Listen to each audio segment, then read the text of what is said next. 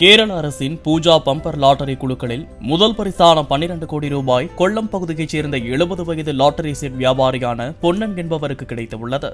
அது அவரது குடும்பத்தினரை மகிழ்ச்சியில் ஆழ்த்தியுள்ளது.